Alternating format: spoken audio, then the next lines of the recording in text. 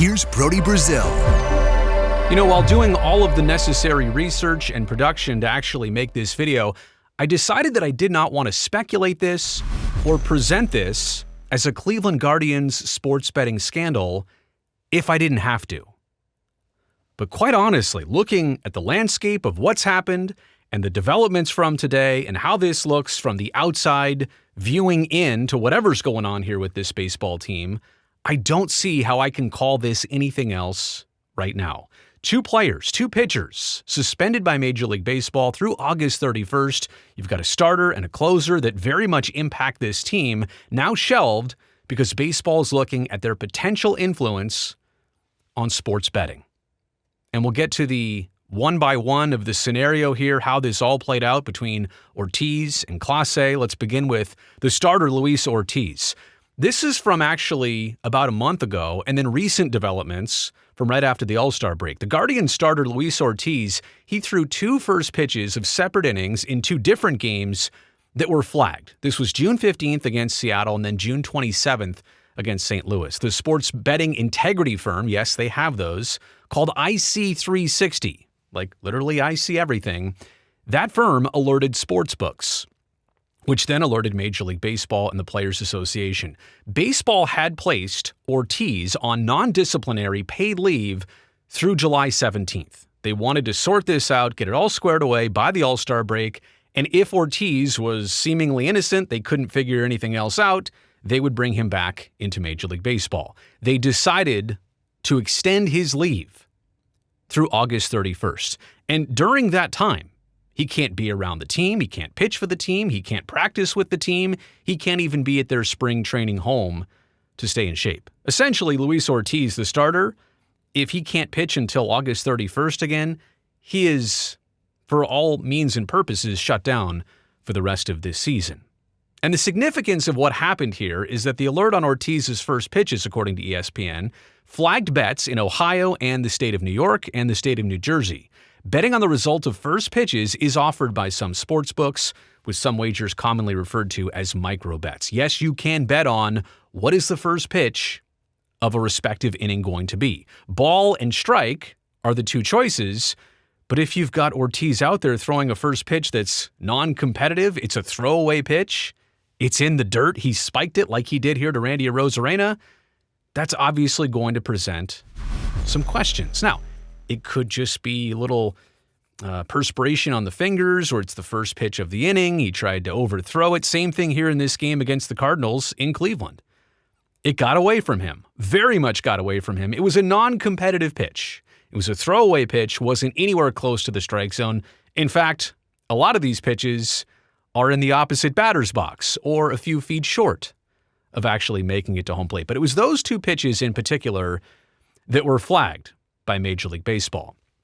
Now the situation takes another turn. So now that you understand that and know that, it has to be established here what's going on with Ortiz, because adding the closer Emmanuel Clase to this conversation and situation, it only intensifies it. This is the all-star closer of Cleveland, a competitive team. They're only a couple games out of the American League wildcard race, and they're about 8 games out as I record this in the American League Central.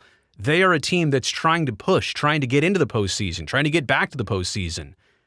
And now, approaching the trade deadline, if Emmanuel Clase was on the block, he cannot be traded. More on that in just a second. The closer has also been placed on non-disciplinary paid leave, also through August 31st. So literally a key starter and the team's closer, their all-star closer, both on the shelf. This is part of the same investigation, per ESPN's Jeff Passan. And I think that's important because if these were two players on separate teams in separate situations, and we'll show you, by the way, what exactly Clase is being potentially flagged for. We don't know. None of those details are being made available yet. But we do understand that if this is part of the same investigation, it might have some of the same circumstances, and there might be much more of a connection to it. Again, if these were independent players for different situations, maybe we couldn't connect the dots. This is so easy here, from the outside at least, to be connecting the dots. Now, I'm also not saying that we know everything yet, or that we know that there's guilt tied to or associated with this, but it just doesn't look good from right here, right now. Cleveland can't use Clase Can't trade him by the deadline. He's frozen until August 31st. What are you going to get when he comes back, by the way? It's also a very difficult situation and scenario. This only worsens the problem. Again, for Major League Baseball, for the Cleveland Guardians, for sports betting, as it relates to professional athletes, all of this and the perception of issues only makes things worse. Again, if these were a position player and a pitcher, one in the American League, one in the National League, one on the West Coast, one on the East Coast, maybe it wouldn't all make sense. But now that we've got two players on the same team, both pitchers maybe doing the same thing or flagged for the same thing, it doesn't have a good look to it. Now, this is an account on X, Foolish Baseball, which points out Emmanuel Clase has come into the game at the beginning of the ninth, he is the closer, 40 times this season. Here is his StatCast waste pitch percentage. Those are pitches that are not close to the zone. It's a waste pitch. It's a non-competitive pitch. It's a throwaway pitch. First pitch of ninth innings, 17.5% are waste pitches. Every other pitch, only about 5.2%. So essentially, he is wildly inaccurate this season across 40 games on the very first pitch. Now, is that intentional? Is that strategic? Is that just him? Is this the nature of baseball that we shouldn't be questioning? Or is this the advancement of sports betting that now we're starting to see some connections that are really bad? Foolish Baseball points out, just speculating, but this is how Luis Ortiz got flagged. And you can see this pitch right here against Bobby Witt Jr. That's where it bounces, like literally barely even making the dirt in front of home plate. This was almost on the grass in front of home plate, but this was a first pitch in a 6-1 game, not even a save situation in Cleveland against the Royals. So pitches like that, and there were a lot of them this season that have been flagged as non-competitive. How about this game also right here in Cleveland against the Twins? That's a little bit low. The catcher's going to have to dig that one out of the dirt, but it barely makes it even to home plate. Same thing up here top left in Baltimore. Against Kjerstad, the pinch hitter there, way inside, almost scraped him on the knees. But definitely not even close to the strike zone. Both of these were respective first pitches of their innings. All right, we've got another game here on the bottom in Cleveland. Another pitch that doesn't even make it to home plate without bouncing. That's Caratini of the Astros up at the dish. It's a tie game, 3-3, so obviously this is a save or maybe even a win situation, and that's the first pitch he's throwing.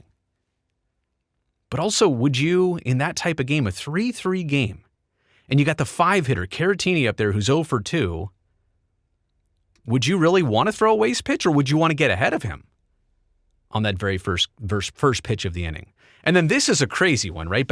Also back in Cleveland. This is the first pitch against the Brewers of that inning. You haven't seen the score come in and flash in yet, but also look at the advertisement behind the Brewers batter right there. Literally Bet365 is being advertised while Emmanuel Clase is throwing that pitch in the dirt. Maybe baseball is suggesting, maybe on purpose. Isn't all of that just a little bit too real and amazing?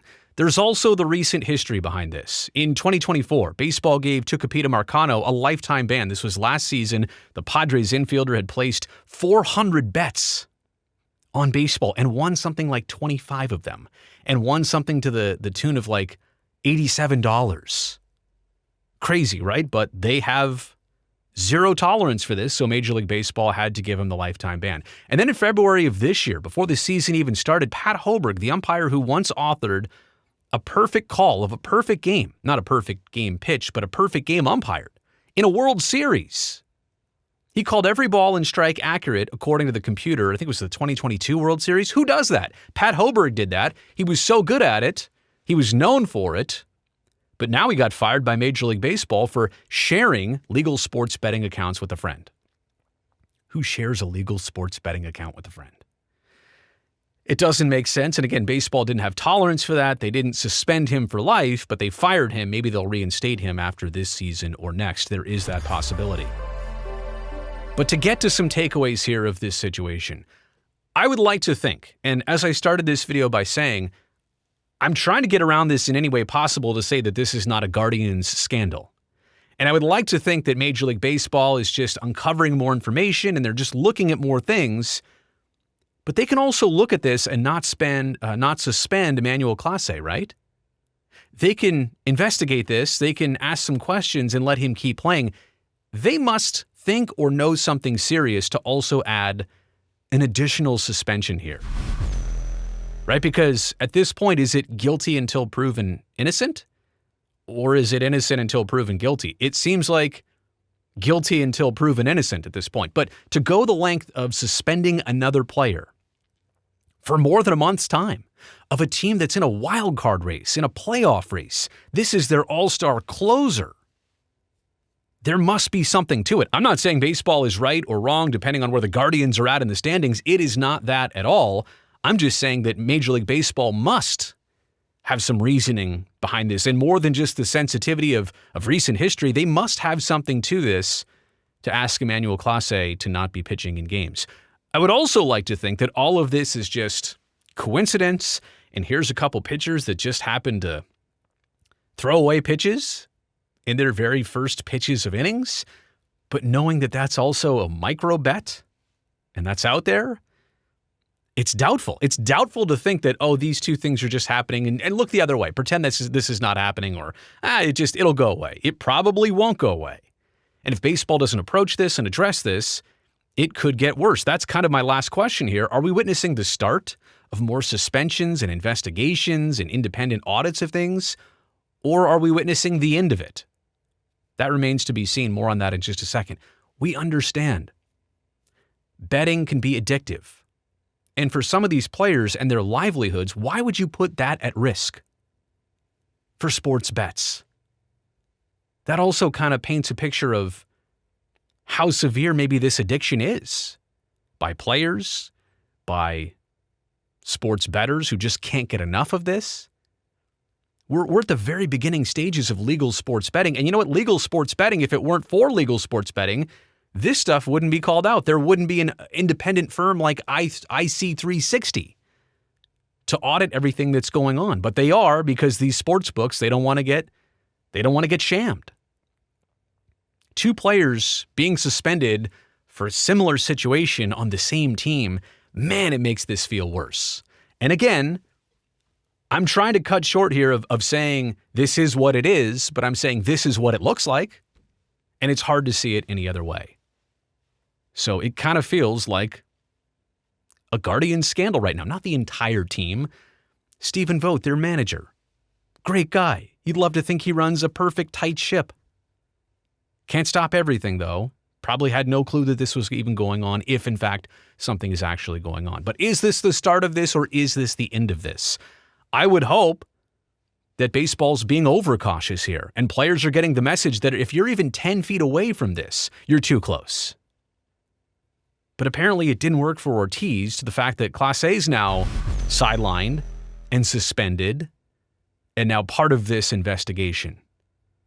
So I can't remember the last time multiple players have been investigated for a same type situation thing with Major League Baseball. Yeah, at some point they're all investigated as a whole for separate issues, but this might be the exact same issue and something that they were trying to pull off that obviously was flagged. We will continue to pay attention to this. I am very interested in this. I wish this were not a story, but this is so important to the future of Major League Baseball and, quite honestly, the future of professional sports. Now that sports betting has become so prominent, this is an issue. This is a thing that we now need to pay attention to. Let me know what you think about all this in the comment section below. Also, thumbs up while you're down there. Helps me, the video, and the channel. Don't forget to hit that subscribe button right over there so that I can definitely see you back here next time.